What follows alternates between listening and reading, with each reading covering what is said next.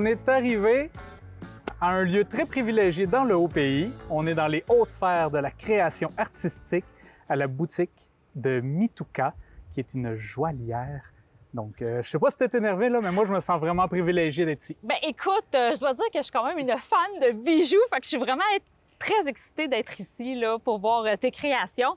Mais avant, je pense qu'on veut en connaître un peu plus hein, sur Mituka. Oui, moi, je sais que tu as un parcours qui est quand même assez exceptionnel, qu'on n'a pas grand gens qui ont autant voyagé que toi dans notre beau Haut-Pays de Kamouraska. Ouais. J'aimerais ça que tu nous racontes un peu ton parcours, ta formation, puis... D'accord. Ben en fait, l'idée de faire des bijoux m'est venue dans un voyage au Mexique à l'âge de 20 ans. Je voyais tous les artisans qui vendaient leurs bijoux sur la plage. Je trouvais que ça avait l'air cool.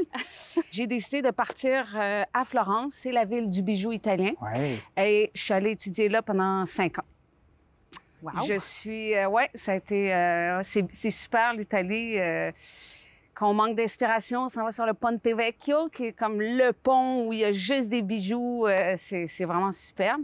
C'est très inspirant. Écoute, est-ce que ça a été ardu, commencer une entreprise à Mont-Carmel, te faire connaître? Pas vraiment, non. Non? Pas vraiment, parce que je continue quand même à vendre mes bijoux dans les boutiques, dans les salons des métiers d'art, etc.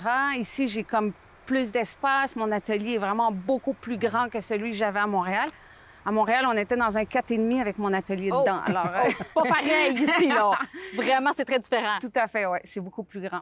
Mais super. Mais écoute, là, tu vois-tu, là, mon battement de cœur, Alexandre? Oui, je te sens un peu fébrile, Je suis Anne-Christine. super énervée, là. J'ai vraiment hâte d'aller dans ton atelier. Donc, Parfait. tu vas pouvoir nous montrer ton style puis tes créations. Oui, bien sûr. Merci, Mituka. De rien.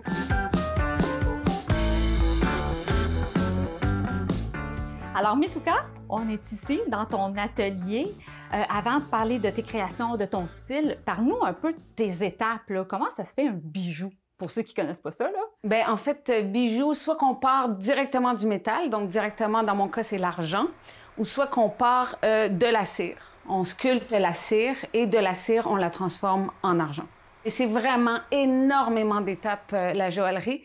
Et c'est énormément aussi d'instruments. On a comme 100 000 limes, mais tout en mini, des fraises, on en a des millions de toutes les tailles, de toutes les formes. Les scies aussi, tu sais, c'est autant d'étapes que quasiment d'instruments. Mais là, tu vois, j'ai des bijoux à côté de moi. Ils sont très beaux! Et de doigts. Non, j'ai pas fouillé, que toi pas, mes mains sont pas baladeuses. Mais quand même, parle-nous un peu de ton style. Tu sais, je vois des petits cœurs, je vois des fleurs. C'est quoi un peu ton style là, de bijoux? Bien, en fait, j'ai commencé par faire des petits cœurs découpés, là, les petits cœurs croches que ma mère faisait toujours puis qu'elle fait toujours quand elle nous souhaite bonne fête dans les cœurs d'anniversaire. J'avais commencé avec ça, puis ça plaisait. Fait qu'un bijou en emmène un autre. Puis, ce que j'ai remarqué aussi, c'est qu'à un moment donné, il y a eu une période où je faisais des bijoux pour plaire aux autres qui me ressemblaient pas. Puis je me rendais compte que finalement, je les vendais pas du tout en salon. Fait que je me suis dit, hey, là, je vais vraiment faire quelque chose que j'aime, tu sais, parce que c'est plate de travailler puis qu'on n'aime pas ça. Ben là, hein? Alors, j'ai commencé... moi, ce que j'aime, en fait, c'est faire, disons, le dessin sur le bijou, puis ensuite d'aller dessiner tous les petits dessins.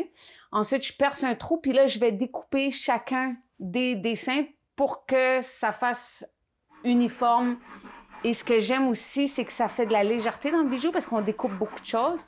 Ça fait de la légèreté. Donc, pas un bijou trop lourd à porter. Exactement. Puis ça fait un peu un trompe-l'œil. Tu sais, on voit pas... Tu sais, dans ma collection, par exemple, cœur, on voit pas nécessairement les cœurs tout de suite. Tu sais, on voit d'autres choses. Il faut s'en approcher pour on voit comme un peu de détails. Parce qu'ils sont tout petits. Ben, c'est ça, c'est un peu de dentelle, mais quand tu regardes, ben, là, tu vois les formes. Oui, tout à fait. Mais en terminant, Mituka, c'est où qu'on peut se procurer tes bijoux? Oui, je sais qu'on peut venir sur rendez-vous ici. Oui, mais... à Mont-Carmel.